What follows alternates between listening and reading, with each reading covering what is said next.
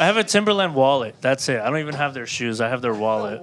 I can't afford their shoes. I have the Timberland boots, like the actual boots. Check. Not the ones that are fancy. The ones that I want Tim boots, but then again, I live in Florida, and why the fuck? Like, you know how hot those shits must get? Like, I get it when it's cold out. Like, right now, it'd be great to have Tims, but I don't know. I feel like it's too hot.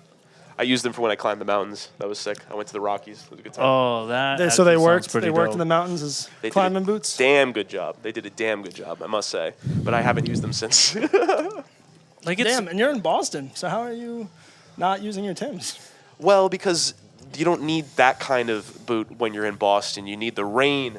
Oh, The yeah. rain It's slash snow not boots. good rain boots, that's Rain for some sure. good- Yeah, bit. it's snow, it's rain, it's sleet. So the streets of Boston gets really clouded with like all this like extra Black like ice. ice and shit. Yeah, Oh, exactly. God. Ugh, It's not ideal.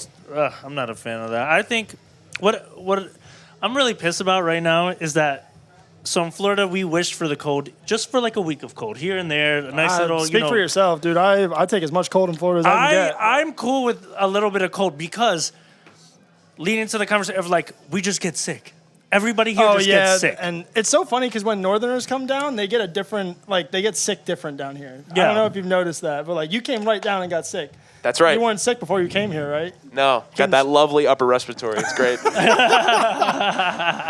So, No, I wait for Florida to say hi to me after being away for so long. Yeah. Appreciate it, Yes. guys. you're recovering. You're here with your mask. I respect it. I am Respect trying to it. take good care of my bros. You know, everyone is a working individual out here. I think it's important. You know, even if it makes me look a little silly, I don't care. You know, I like it. You'll look It badass on matches. stage with it. Yeah, that I is think true. so too. I think so too. With my glasses, it'll be Yeah. very ideal. You All know, right. Are you guys ready to start? Let's do I it. am. All right, man.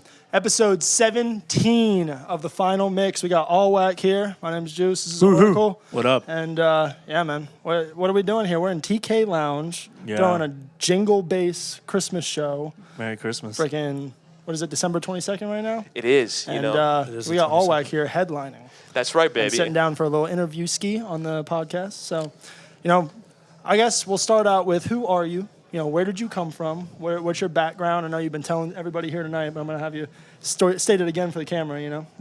Who is allwack? You know, allwack is an answer to my dad playing 3 instruments and me never getting to ask why he didn't do that professionally. So it's like a way that I connect with him when he's gone. It's like the deepest extension of who I am, like as an artist. And it was also a way of legitimizing myself as an entrepreneur in an artistic world. So I'm a classically trained instrumentalist. I did trumpet for 3 years in middle school. I did trumpet for 3 years in middle school. You have good taste. There you go. That's what I'm saying. And I still blow to this day. Oh, You know, jeez. unfortunately, they make you play the music that they want you to play in middle school. And The Seinfeld theme, you were saying? that's exactly right. The Seinfeld, it was awful. I do not blow You know, anymore. so I didn't know what I wanted to do with not. music. So I took a break from it for about 2 years. I started watching more and more videos on YouTube about electronic music of all different kinds, not just bass music, like house music, like ambient stuff, like XXYYXX as well, Right. producer from Florida. Nice. And my mom was like, all right, I'll tell you what. If you want to DJ, I will invest in you for one birthday and one Christmas, and we'll see how you do with those investments. Wow. So at 16, Businesswoman. yeah, she knew no, what that's was how up. you You do know? it. That's how you do it. Yeah, she was so sweet, and she just wanted to see that I was serious about it. Yeah. So I was able to get that career started. I was able to make like $10,000 as a DJ before I turned 18. It was Damn. my only job in high school. Okay. And I did everything from designing the weight room music for my football team to performing at pep rallies to working at a bar across the high school as a high schooler, which was wild. That's awesome. And the weirdest thing about it is I would also do these underground parties that were in Naples. So like I was building a smaller crowd of like kids that would eventually go to college by playing these like under the table parties at like people's houses and stuff. So those were really, really important to developing my style that would later become my producer identity. You Right, know? right. So Oh, man. went to Gainesville, ran into some good mentors there. They told me to rebrand Uncontained Sound. I used that venture. That was the venture I took from high school to fund me getting into production. Okay. And that's how I started my producer identity. And that was when I was 19. So it's been smooth sailing ever Wow, since. you've been hustling, bro. Yeah. Hustling. Been around. Been He around has for a been little awesome. bit. This guy Wow. was the first DJ that I met when I came to Gainesville, and he was already running that shit. And he was a sophomore, I was a freshman. Oh, that's so and dope. Yeah, I mean, he kind of helped me into the underground scene and showed me the ropes a little bit with when dance you music. first kind of like met, what was your like idea of him? Like, was it kind of like, how did this guy get to this point? Allwack? Yeah. Yeah, well, so I'm not even sure how I found you. I guess through like a Facebook, like here, like we're brand new to UF group, like, and you kind of like commented, and I saw that you were a DJ, so I was like, I'm gonna hit this guy up. Like, I don't have any DJ connects. First thing I'm gonna do is hit this guy up. Right. And I did, and then somehow during the first couple weeks I was in town, you invited me out to a show at. What was that venue that we were talking about before? Visionary CrossFit and Simons. Those are the No. big ones. We were talking before. We were talking about shoot, what was that? Alchemy or not Alchemy? There was a small venue. The first time I ever saw you play. Was it Gold Room? No, it was even smaller than that. I don't know. I could be wrong. I could be completely tripping. But basement. I thought you told me about we were talking about this the other day, like when we were at Culver's. But anyway, saw You you saw at this him in a small, bathroom. small hole in the wall fucking venue. Wasn't there the next year, and yeah, ever since then, dude, I saw how you moved and I saw you play, and I was like, first of all, I was not into dance music, let alone bass music, let alone like underground, like deep, shit that like you were playing like not even construction noises, just like subby wubby stuff that I just didn't even Correct. understand. That wasn't my background, and I hadn't really been introduced to it yet. So immediately I was like, this is way different. I mean, this isn't pop, this isn't anything. This is like, what the fuck is That's this? right. I never heard anything like this. So that was my first impression, was like completely original artist with his own thing, his own Doing vibe, something else. doing something else. Wow. And he was also a community leader. He was in the Digital Audio Collective at UF, which was like a group of DJs that he had founded with some other people. That's right. And, I don't know. You had a few other groups you were a part of too, the collectives and whatnot. I think in a lot of ways, like, that identity you ran into was an extension of everything that I was doing at the time. Like, I learned a long time ago that like other people's perspectives on what they think is right for you are very, very insufficient because they lack insight, they lack perspective, they lack any of that kind of stuff. So Right. being unique, pushing the envelope, doing things like the way you want to do it, it's more about like presenting that in a way that's like accessible and professional than it is Right. about like mimicking other people's versions of what they think is right.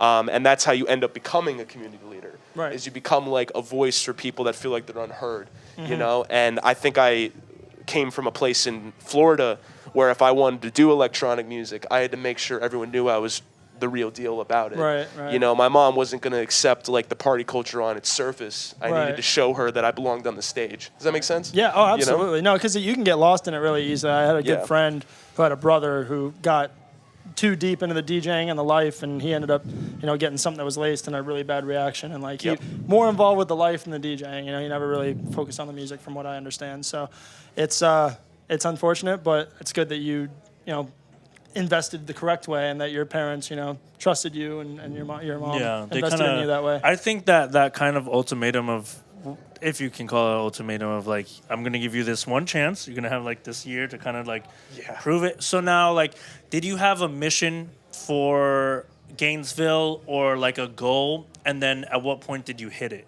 Where you're like, okay, we're gonna spread this out a little bit. I'm like running with this shit. That's a great question. My first task was I had to rebrand the DJ company that I had in Naples. I had to rebrand it for a college audience in Gainesville. That was task one. Task two was to find like-minded people that could help support me and get connected to the scene. That was task two. And task three was figuring out the longevity of my existence in music as a whole. That's a tough one. I would say, Because that is the goal. That is, Longevity. yeah. Like, well, I didn't know for sure until I ran into someone that was a professional DJ. Like, he had bought a house using like money he had made off of his DJ experiences. So I asked him, I was like, hey, how do I make this sustainable? And he gave me a short list. He was like, you have to get attached to a certain kind of venue, you have to get attached to a certain kind of event or level of event, or you become an artist. And so I figured now might be the time. Yeah. So that became the fourth subtask, was like, now I have to become a producer. So I was studying psychology, entrepreneurship, and Spanish. But the way that I learned about music was I would buy textbooks online and I would tear them up. I would write in them all the time. They would become like notebooks and textbooks at the same time. I would destroy these books. But then all the information in the book meant more to me. You probably sell Because, that, bro. Once you get popular, Hopefully, you know, Like auction your that shit memoir, off. this is the book, and then all your like little. It's all notes color and coded everything. with different pens, like all Fuck that yeah, stuff. I'd buy it. I don't even buy books, but I'd buy I don't that even one. buy. I think you have to make tools mean something to you, so you can latch on to them easier. And that was the way I did it, because I was always stuck between these different worlds. Like, I'm an academic, but I'm also a musician. I'm a homie, but I'm also like a community leader. Like, there's these things like. I always sat at the axes of these different landscapes. Yeah. So you kind of have to sit in your pocket as an individual, and that became the fifth task. Was like, what does allwack mean, like in terms of like a wider identity? Yeah. So that's when I started gravitating towards an art direction that put me squarely at War of the Worlds. That was the property that influenced me. You know? The foghorn. That's right. Is there anything that announces your presence more than a gigantic foghorn? That's like, wake literally up. like, okay. Good morning, so, America. I don't So know. this is what I That think of is- when I think I of hear that shit, name. and I'm just like, what the fuck? That's right. That was the whole point. That's I actually- instantly go, I'm fucked. Could Whatever's you- going all on. right, do you remember being at EDC? Yeah, And I you're, think so. You're at one stage and you're kind of walking around, and then circuit grounds, you just hear some fucking ridiculous thing, and you're like, Yeah. I want to go there. You're That's like, him. I heard big That's like- noise that way. That's literally, it's gonna be like, "Bwah," and people are gonna be like, what the fuck is going on over there? Right. And then if That's people how who you know, get they're it. gonna know. I mean, it's they're already gonna literally be there, but- designed to get people's attention. Yeah. Yeah, that you're beginning an experience. So it never Yeah. mattered like who I would come after or before, because I would be able to match it at my choice and on my terms, right? And you just reset the whole scene, and like it's Right. your show now. You know, whenever it's your set, you have that sound. Which is, it's you your know, set, it's your show. which do you ever feel that it might be? How do I say this? Not that it's risky, right? But say like you're coming on after somebody, right? And they got the energy. Like it's very easy to do if the energy's low, because you're like, boom, reset. We're gonna do it at my pace. Now, how does it work when the energy's high? And now you use the foghorn. Is it kind of like, I'm gonna bring everybody down, I'm gonna like reset it again, or you see what I'm kind of Say saying? you're playing a festival set after AT Aliens. You know, like Like how what are do you I gonna do? reset? How do I reset from this energy that's right here, right now? That's a wonderful question, and it basically has to do with my DJing style. So I'm never song to song. I'm always doing things like blocks. Blocks are anywhere from 2 to 20 songs that I know work together for a set of characteristics that I already know in my head. Oh, so the damn. audience doesn't know any better. Because you're familiar with your tracks. That's right. And I also listen to my music library all day, every day. All the songs that I listen to on a regular basis are the same ones that are in my record box library. Right. I don't listen to most of my music on SoundCloud and Spotify or Beatport or Bandcamp. I pull it off that, Right. put it in my phone, and that's how I train myself. So I can read the room that way. But there's also something else that I think is really important that I don't think enough performers do. Get a picture of the venue you're playing ahead of time, and then visualize your set in that environment ahead of time. Whoa. And you can design different energy levels for that aesthetic. So there's actually it's not just about the energy level, it's also about where does this music play well. And I have like anywhere from like 5 to 20 different blocks in one playlist. So I'll rearrange the blocks instead of individual songs, making it much easier to change on the fly and match the DJs around me. Fuck. Shit. All right. Boom. Yeah, you know what you're doing. You good, man. You good. Sometimes you don't, doubt. and that's the rub. You have to grow up, and you have to push through the times you don't nail it so you can get even better. And then in that way, it's very much like stand-up comedy, right? Yeah. Like if you're, the idea is don't quit. Find a way to go through and improve your skill set. And you can do that. An hour's a long time. Yeah. You know, if you screw up and then you have low energy for the rest of the set, you're only hurting yourself. Yeah. Find a way around it. Pull it back. You know, try out something new. Whatever. You know, you're performing. You're in right? control. You are in control. Yeah, It's- exactly. Yeah, that's wow. I never thought about like having blocks. You I get never better thought at it over about time, yeah. too. That helps, too, Interesting, honestly. interesting. Dude, that's fucking lit. So, Gainesville happened, right? COVID happened. We were because you were just a year above me. When did you graduate? I graduated 2020 from the University of Florida. There you go. So I graduated 2021 Gator- from the University Gator of gang. Florida. And I didn't go to college. COVID happened. COVID happened. Didn't you take some like DE classes or something? Or AP? I did some community college. I'm like 4 credits away. From graduating with like an AA. Yeah, with my AA. There you go. Hell Just yeah. fucking I go back and decided do to it. go to AA instead. So anyway, Thank you. so anyway, My name is Chris. I'm a producer DJ. Everyone state your name. So COVID happened in spring of 2020. You pretty much got out of there right after that. What was your transition like to Boston, right? You went straight there pretty much right after college, from what I remember. It was a process of like understanding where I needed to go from this point. So what I tried to do is I tried to start where I could and then move forward from that point. I had a live and work opportunity in Boston that I took advantage of. But as of that time period, both of my music ventures were dead in the water because a lot of my audience I had left behind in Florida, and my digital music wasn't performing as well at the time. Right. So I had to make decisions about what I was going to do with these properties. So I tried for a long time to sell Uncontained Sound as one piece. And then Which was your company, right? That was your LLC? Yeah. And then allwack, I was just trying my best to produce music from the emotions I was dealing with at the time. But fun fact, I didn't have the skill set to write music from negative emotion. The whole way that I had started making music was from like this level of positivity, and the transition to Boston was so difficult, it forced me to develop a new skill set, which took me about 2 years to do. In that 2 years, I managed to reestablish myself as an artist in the region of New England. I don't even think the first set I played was in Boston. I think it was like in Cambridge, which is another city close to Boston. And then I did a couple other states before I formed in Boston. All of this was being supplemented by jobs I had in the psychology industry. Like I worked at like 2 different kinds of inpatient units, one of which I'm still at today as a mental health Another counselor. healthcare professional. Shout out mental health. Yeah. Shout out mental health. Thank you for asking about mental health. You know, Yes, it's important, absolutely. You know. It's good for everyone, you know, and I think that became a part of my music too for the first time. It's like learning how to process things differently than what I had done earlier. So the transition into Boston was more than just like professional development and like development for me as a young man. It also was an expansion of what I understood my art to be, which I didn't intend for it to be like that, but I was forced into it because I realized I have a huge writer's block now. And Uncontained Sound I had to sell off. I took all that money, dumped it right back into allwack, and I was like, all right, it's game time. It's now or never. And that's how allwack became a regional brand in New England, basically. That's the long and the short of it. Started getting booked a bunch of different states out there. All right.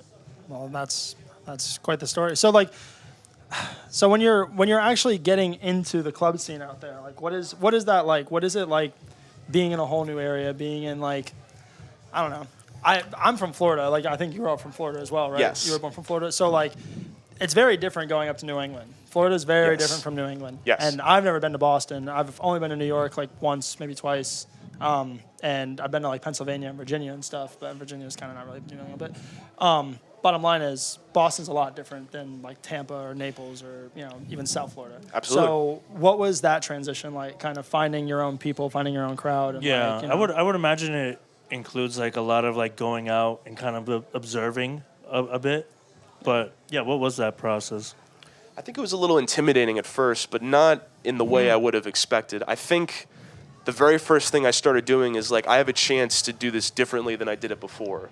So what do I need to do better this time around? And I focused really hard on that, and that seemed to carry me through every kind of social interaction I had. So I'd spend time at like the clubs where artists I like to watch were performing, and then I'd meet those people, and then I'd also find like alternative ways of getting my music in front of people. So I really became a radio guy in New England more than I'd ever been in Florida, which is weird because there's all these college campuses that do radio stations. But the thing is though, that's a young demographic that don't necessarily know about this kind of music Yeah, yet. it's not with the culture like that. So you have like these like audiophile enthusiasts that end up becoming like electronic music fans because you can do things with this kind of sound that you can't do anywhere else. Right. You know, and the club scene is also much bigger than Boston. Like, it really is a New England, New York scene. Like, people will routinely travel from Boston to New York. If you go to shows, people will go from Maine to Boston, Boston to Maine. There's gigs in Connecticut for me to snag. There's gigs in New Hampshire and Rhode Island for me to snag. So I never looked at Boston and was like, this is the city I need to focus on. I was like, this region I need to make myself known at every single spot here. Oh, okay. So that took the stress away from trying to like be super amazing in one area, because then the net's wider and then people will bring up your name Right. more and more. I think one of the scariest things though was like trying to adapt to new crowds I didn't quite understand as well, you know, Yeah. like, and you have to eat it sometimes, which Right. happened a couple times. I put sets on that I was like, oh, this concept worked great in Florida. Right. It doesn't work that great anymore, you know? Yeah. Right. You know, but that's part of it. You know, it's an important part of the process. At least for me, it was. Damn, bro. There you Fucking go. going the whole. So, the mission now, right? So you've kind of taken over this Boston, New England, that the whole area. So, Do my best. You know. are you just gonna make an East Coast run for it? Just take over everything, East Coast, be the guy. Well, it's like if people support the music, that's where I'm gonna go. So like in a lot of ways, like the live performances have their own set of people associated with it, right? But then the music I post online, that has its own set of people associated with it. So fun fact, I've never been to Denver for a performance, but that's the #1 place my music is popular. So Denver pops off Yeah. with this shit, Well, bro. with bass music especially, I mean, it's kind of a joke right now, like how many bass producers are Everywhere. going Every out time I talk to there, somebody, like everybody they mention it. Denver. I mean, Oh we my just had God, bro. Papa J fucking and Broncos. Abello and all those guys, Yeah. and Papa J's, he went out to Denver, and that's like he's killing it. He's crushing it out there. You know, and I guess like the reason that I mentioned Denver and stuff like that is like the idea is not to play more gigs, but to make music that means something to people in places. where Yeah, they will book and me. you want to get your The production's yeah, important, you know? Absolutely. That's I don't know. That's That's what it. we've been really That's it. focusing on, like pitching to record labels and getting all the A&R shit together, and like focusing on our artistry, like you said. That's a big thing, and making that dedication, switching off from like, oh, I got to make money, I got to do these gigs. Where I got booked for a fucking house party the other week, and I'm getting booked for another one for New Year's, and like that brings in money, but it's not really like your artistry. The weddings, all that stuff. So it's a piece of it. It I is, think but it's not, not what we're trying to do here. You can incorporate it for sure. But like, I enjoy doing the production side of it, like the live event production side of it, for the weddings and shit like that, and for shit like this too. But like, I don't know. It was really cool to watch you go through that transition and like hit it hard and do it and fucking nail it, especially during COVID. I mean, it's unprecedented for a lot of people, and I think it shows that people who worked during COVID got ahead, and people who released during COVID got ahead. If you took that time, whether you were switching jobs or switching places or just digging down and hiding in your house during the shutdown, like people were making tracks. And if you weren't one of those people, we kind of were, but we didn't really do it the way that you did, or that a lot of like bigger DJs ended up doing it. Those people are reaping the rewards right now. Like DJs that were making shit 4 or 5 years ago, releasing it, building their fan base, they're popping right now, including yourself. it's I have this problem where I wake up every morning and I think about the same thing. Like I think about like my position like in front of a crowd. Like I think about the crowds I want to get access to, and really the strongest piece of that is I want to earn it. Like I don't want it just be handed to me just because someone's doing me a favor. Right. I want to make art that means something to people. Right. And that's really important to me for a whole bunch of reasons, you Right. know? So like, for example, like I got to release on Spicy Boys very recently. Oh, like cool. I've been listening to and playing music from that label for years. And they finally tapped me to be a part of that group of people. So breaking in the Chicago market was one part of that, but a lot of people in Florida also support the Spicy Boys. So like getting to release on there also re-bridged myself into this community. Right. And they didn't really forget about you. It's just more about like you have to put content out there so people have things interact with you as Yeah, an you gotta artist. stay relevant. You And gotta- that's an honor. Like that's, people get fucked up and they miss out on like things that are so important. Like I'm in a good position. I'm blessed. There's people that Yeah. come out to see me perform. Like what? Yeah, that's like pretty you know cool. what I'm saying? Like that's a lot of people would kill to have what I have. That's Oh, for sure. So these things take time. How bad do you want it? Day one or one day you get to decide that kind of shit, right? Amen. Day one or one Day day. one or one day. Man's dropping fucking About to get a bombs over tattoo here. of that shit. Yeah, day I one, want to one get a day. tattoo so badly, but I chicken out of it every time. It'd be kind of sick. I come from an Italian household, so my mom would like take my hat off. Like, Yeah, she's like- you can't have it. You know how I knew I was in trouble when she would cut off my last name? It was just Christopher Peter. I was like, Oh, geez, not even the full government name. dude, forget about the last name. You know what I'm saying? Yeah. So what would you say is your goal right now for the future? What are your future plans? What does everyone kind of, what should they anticipate? I have Josh Teed was very kind to bring me on as a support act with Dags and Great Dane for a show in New Hampshire. Between this show and that show, I have one radio performance, and then it's going to be 3 months straight of me submitting music to labels, working my ass off to produce as much good music as possible, and setting myself up for a successful 2025, which should involve a bunch of like releases. I'm aiming for one a month, but especially with collabs, there's a lot of difficulty of collabs, you know. But if I could just convince my collaborators that, you know, these things are worth working on and worth focusing on, I think it'll go well. But I'm also planning a plan B, which is I'm putting out a bunch of originals. I'm investing in... Which is key. The originals are key. Yeah. Well, I'm investing in, like, new visual content as well, like stuff from my live performances. They're going to be attached to releases of my own original music. Nice. So the biggest single goal for me in the next year is probably to release as much good music as possible. Music that means something to people, hopefully.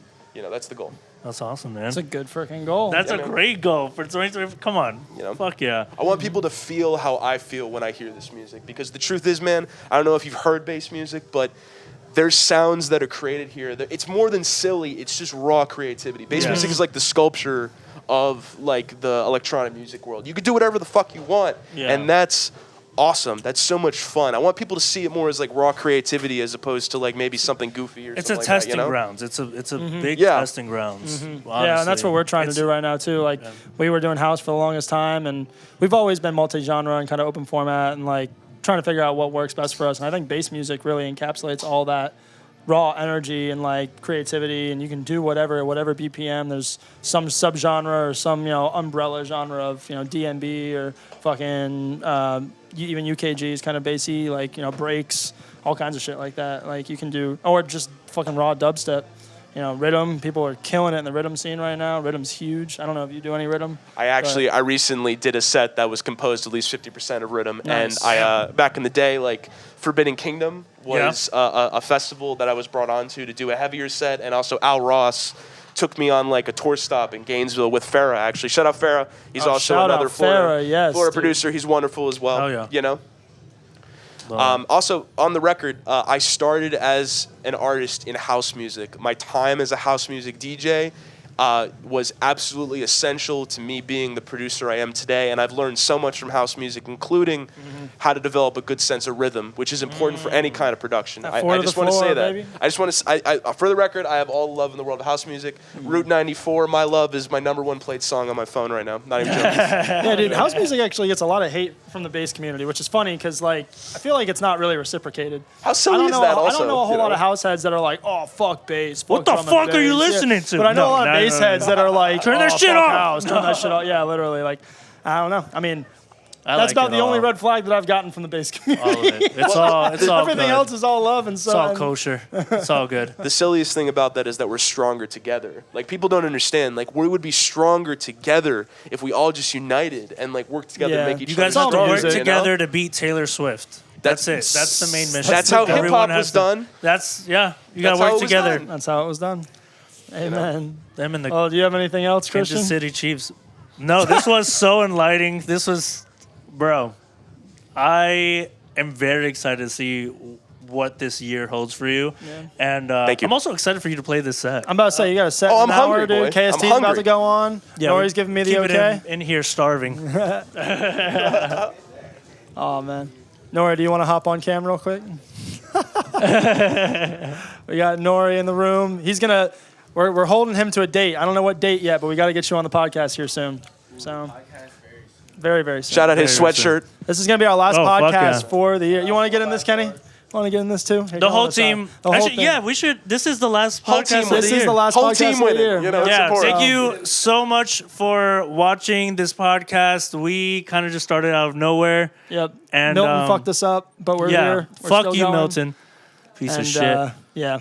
Man, thank you. I appreciate everyone in this room, everyone out there, man. It's all love. So yes. To bigger and better in 2025, man. Yes, sir. All right. Cheers. Right. Cheers. Cheers. Peace out, y'all. Episode 17 with REM Music. We have allwack as our main guest. KST, Juice, Nori. Oracle, Nori. Peace, y'all.